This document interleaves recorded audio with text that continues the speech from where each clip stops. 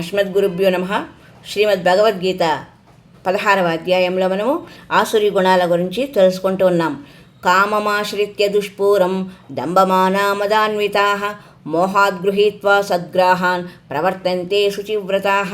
దంభమాన మదాన్వితాః, దంభము, దురభిమానము, మదము మున్నగువానితో కూడిన వీరు దుష్పూరం నిందాసక్యము కానీ అంటే తనివి తీరని కామము ఆశ్రిత్య మోహాత్ కోరికలను ఆశ్రయించి అజ్ఞాన కారణముగా ఆపద్గ్రహాన్ అసద్గ్రహాన్ మిథ్యా సిద్ధాంతములను గృహీత్వా అశుచివ్రతాః అవలంబించి శాస్త్ర విరుద్ధమైన భ్రష్టాచారమును ఆచరించుచు ప్రవర్తించెదరు. దంభము, దురభిమానము, మదములతో కూడిన ఈ ఆసుర లక్షణములు గలవారు యుక్తాయుక్తములు మరిచి తమ వాంఛనలు ఏదో ఒక విధముగా తీర్చుకున్నటకు సిద్ధపడతారు. అజ్ఞాన కారణముగా మిథ్యా సిద్ధాంతములను ఆశ్రయిస్తారు. శాస్త్ర విరుద్ధముగా భ్రష్టాచారులై ప్రవర్తిస్తారు. చింతాం అపరిమేయాం చ ప్రళయంతా ఉపాశ్రితాః కామోపభోగపరమాః ఏతావదితి నిశ్చితాః. ఇంకా ఏం చెప్తున్నారు?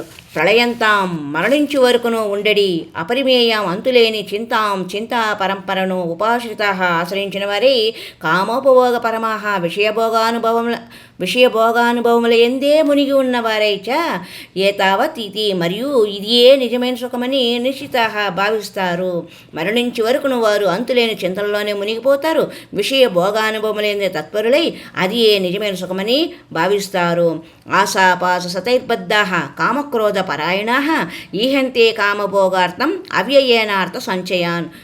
ఆశాపాస పరంపరలచే బద్ధాః బంధింపబడిన వారు కామక్రోధ పరాయణాః కామభోగార్థం కామక్రోధములకు లోనైన వారై భోగముల నిమిత్తమై అన్యాయేన అక్రమ మార్గముల ద్వారా అర్థ సంచయాన్ ధన సమూహమును ప్రోగు చేయుట కొరకు ఈహంతే ఆరాటపడుచుందరు.